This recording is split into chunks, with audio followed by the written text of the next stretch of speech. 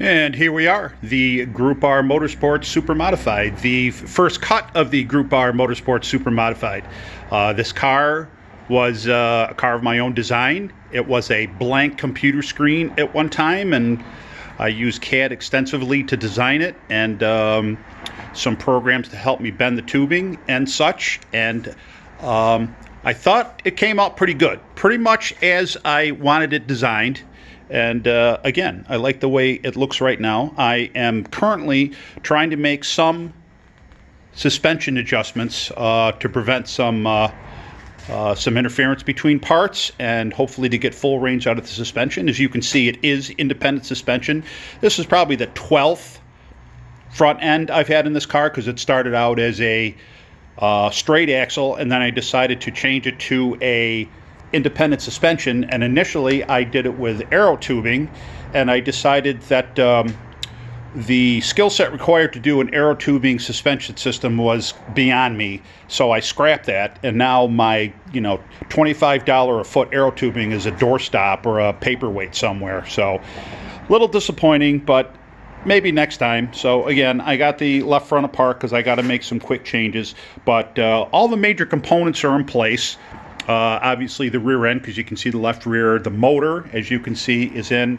Our radiator is just sitting there right now, so let me just take this off. And as you can see, the oil pump is behind here, and it's a pretty busy place. Since we got the motor tilted over 30 degrees, we had to put the oil pump here, and it required it being run in reverse rotation. But since it is a Tim Mangus pump, and Tim Mangus' shop is right around the corner for me, I just dropped it off. He made the change, and I installed it, and here we go. And speaking of the beast, this is a Jimmy D motor, and I happened to be there when Jimmy D dynoed it, and it was a stud. It was pretty awesome. And well, I went ahead and made the right side headers myself. The left side headers would have been very difficult, and thank you to John Nicotra and Otto Sitterly. They happen to have one sitting around from an old car, so I bought it from them, and that really saved a lot of problems. However, people ask me all the time, Bhagwan, why have you got the motor tilted over at 30 degrees?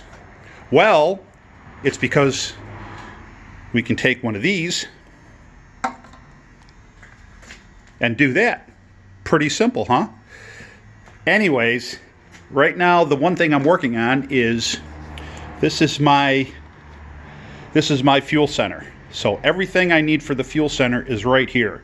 So we got the shutoff, and this is actually an old shift cable from my old car, and I'm using that as the shutoff. So the T-handle goes in the cockpit. We got the fuel filter, which the other end goes to actually feed the beast.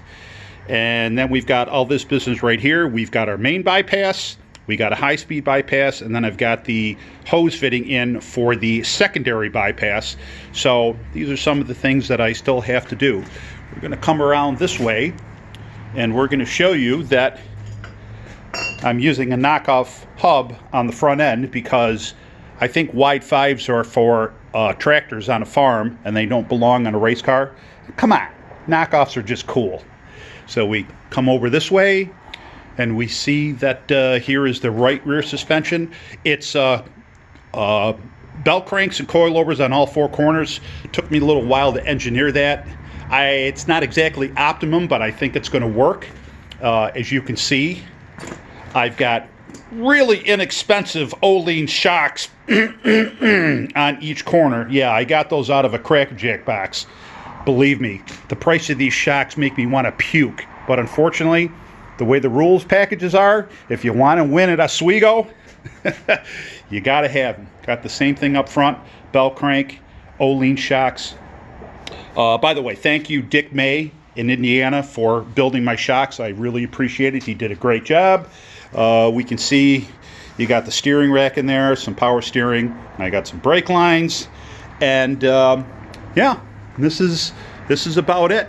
Hopefully we're going to have our front and rear wings in this weekend, so we can get those taken care of. Hopefully also a top wing is not too far behind, so we can do the wing challenges at Oswego.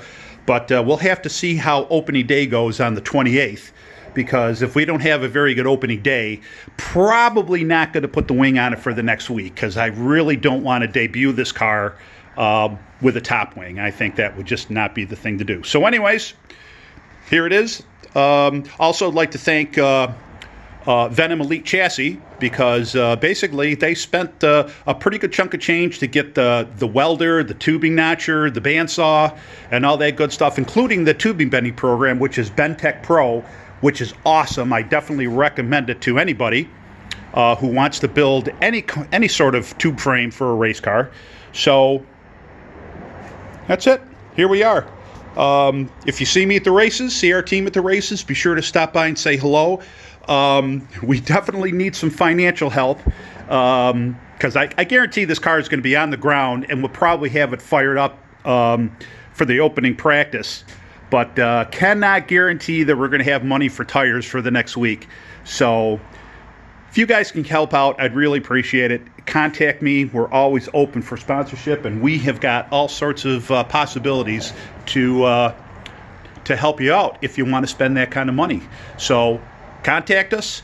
I guarantee you we are going to have the most fun pits at the racetrack. So come on over and see for yourself.